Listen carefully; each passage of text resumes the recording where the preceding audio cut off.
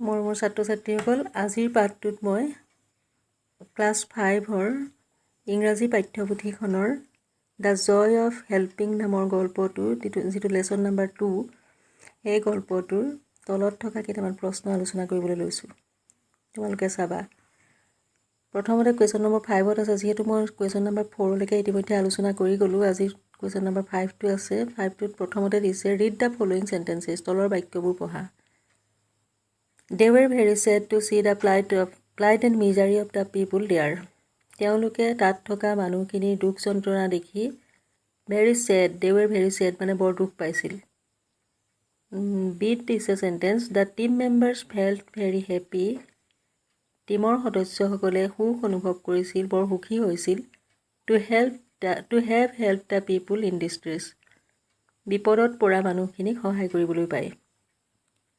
এতিয়া তলত লিখিছে দি ফাৰ্ষ্ট চেণ্টেন্স এক্সপ্ৰেছেছ ছেডনেছ, মানে ইয়াৰ প্ৰথম বাক্যটোৱে মানুহৰ দুখ যন্ত্ৰণা দেখি কষ্ট অনুভৱ দুখ অনুভৱ কৰিছিল, সেইটো ভাৱ প্ৰকাশ কৰিছে। And the second sentence express happiness, আৰু দ্বিতীয় বাক্যটোৱে সুখ অনুভৱ কৰাৰ কথা বৰ্ণনা কৰিছে। নাও choose appropriate words from the butterfly and write in the boxes to make meaningful sentences. এতিয়া তলতে এটা বাটাৰফ্লাই দি থোৱা আছে, এজনী পখিলা এজনী দি থোৱা আছে। পখিলাজনীৰ পাখিখনত কেইটামান শব্দ দিয়া আছে, চিনচিয়াৰিটি, ব্ৰেভাৰী, হেপিনেছ, কাইণ্ডনেছ আৰু অনেষ্টি। এই শব্দকেইটাৰে সৈতে আমি এই বক্সকেইটা ফিল আপ কৰিব লাগে। প্ৰথমতে দিছে এ কাইণ্ড মেন শ্ব'জ, তোমালোকৰ কাৰণে এপ্ৰপ্ৰিয়েট উত্তৰ হ'ব কাইণ্ডনেছ,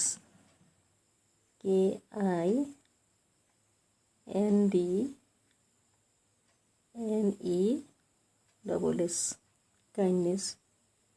2 নম্বৰ বাক্যটোত দিছে এ হেপী মেন শ্ব'জ হেপিনেছ, SAPPYNESS।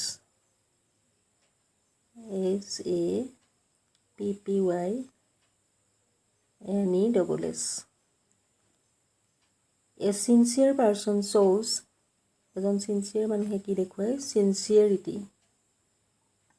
SINCERITY।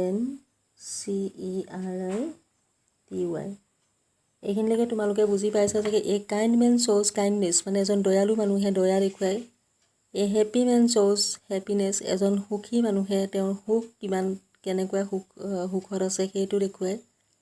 আৰু এ চিনচিয়াৰ পাৰ্চন শ্ব'জ চিনচিয়াৰিটি, আৰু এজন চিনচিয়াৰ মানে কি, নিয়ম কানুন মানি ভালদৰে জীৱন যাপন কৰা মানুহ এজনে তেওঁৰ চিনচিয়াৰিটিখিনি দেখুৱায়, মানে বিশৃংখলতাখিনি তেওঁ নেদেখুৱায়। তাৰপিছত আছে 4 নম্বৰত দিছে এ ব্ৰেভ শ্ব'ল্ডাৰ শ্ব'জ, এজন সাহসী সৈনিকে কি দেখুৱায়, ব্ৰেভাৰী, সাহসিকতা দেখুৱায়। Bravery, BRAVERY, bravery. তাৰপিছত দিছে 5 নম্বৰত এন অনেষ্ট মেন শ্ব'জ, এজন সাধু মানুহে সৎ মানুহে কি দেখুৱায়, সততা বা সাধুতা, অনেষ্টি, HONESTY। এতিয়ালৈকে এইকেইটা প্ৰশ্নৰ উত্তৰ তোমালোকে তেতিয়াহ'লে পালা। এ কাইণ্ড মেন শ্ব'জ কাইণ্ডনেছ, এ হেপী মেন শ্ব'জ হেপিনেছ, এ চিনচিয়াৰ পাৰ্চন শ্ব'জ চিনচিয়াৰিটি, এ ব্ৰেভ শ্ব'ল্ডাৰ শ্ব'জ ব্ৰেভাৰী, এন অনেষ্ট মেন শ্ব'জ অনেষ্টি। এতিয়া আমি তাৰ পিছৰ প্ৰশ্নটোলৈ আহোঁ। এইটোত বা কি কৈছে। ইয়াত কৈছে ৰিড দ্য ফলোয়িং লাইন, তলৰ লাইনটো পঢ়া। এ টিম অফ ভলণ্টিয়াৰ্ছ, মানে এদল স্বেচ্ছাসেৱক মানে পইচা নোলোৱাকৈ কাম কৰি দিয়া মানুহ। The underlined words stands for a collection of group of পিপুল।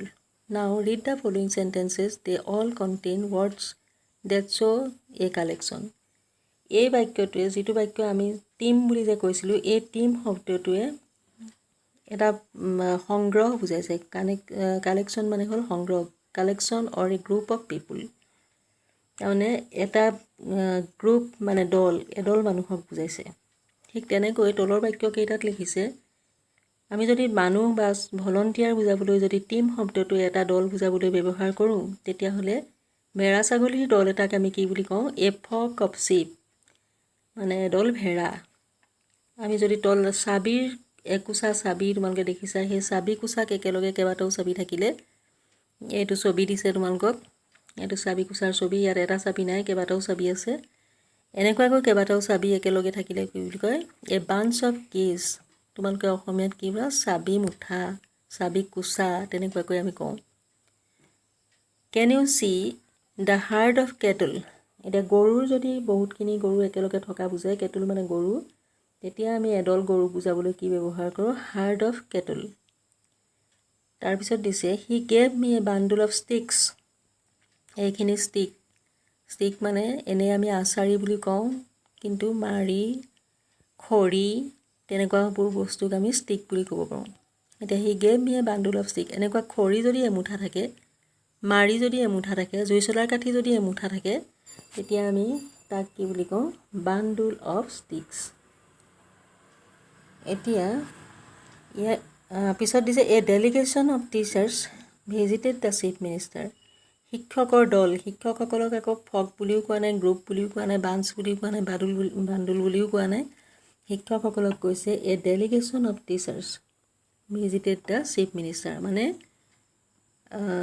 শিক্ষকসকলক আমি কি বুলি ক'ম? এমুঠি শিক্ষক গৈছে চিফ মিনিষ্টাৰক লগ কৰিবলৈ। ইয়াৰ পিছত তাৰপিছত এই শব্দকেইটাৰ আধাৰতে তলত কেইটামান খালী ঠাইত পূৰাবলৈ মানে শব্দ দিছে। তোমালোকে প্ৰথমতে শব্দকেইটা চোৱা। আছে প্লেয়াৰ্ছ, বাৰ্ডছ, এইটো শব্দ আছিলে বুক, এলিফেণ্ট আৰু ফ্লাৱাৰ। এতিয়া এই শব্দকেইটাৰে আমি যেতিয়া প্লেয়াৰৰ এটা দল বুজাওঁ, কি বুলি ক'ম আমি? A team of player, PLAYER, a team of player মানে এদল খেলুৱৈ। তাৰপিছত দিছে এ ফক অফ, আমি কাক বুজাম? এ ফক অফ বাৰ্ডছ, এজাক চৰাই, ফক অফ বাৰ্ডছ, BIRDS।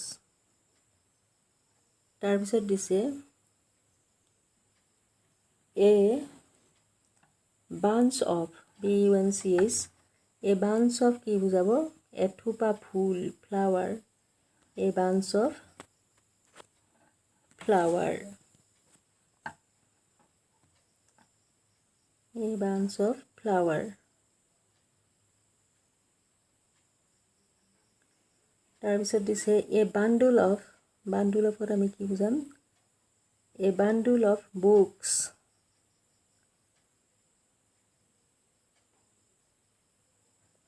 তাৰপিছত দিছে এ হাৰ্ড অফ, এডল হাতী।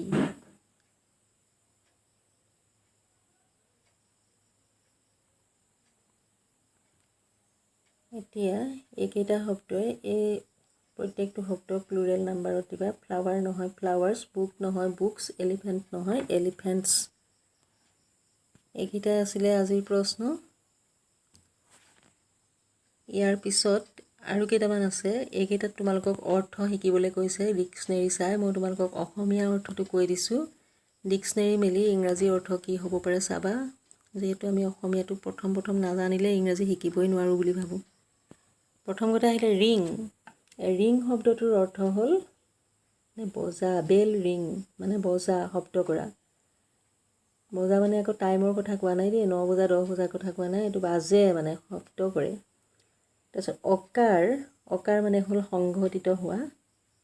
বিলঙিংছ মানে হ'ল সা সম্পত্তি। ইনজিঅ'ৰ মানে হ'ল আঘাতপ্ৰাপ্ত হোৱা, দুখ পোৱা মানে। ভিক্টিম মানে হ'ল দুৰ্দশাগ্ৰস্ত, বিপদত পৰা। আৰু কণ্ট্ৰিবিউশ্যন মানে হ'ল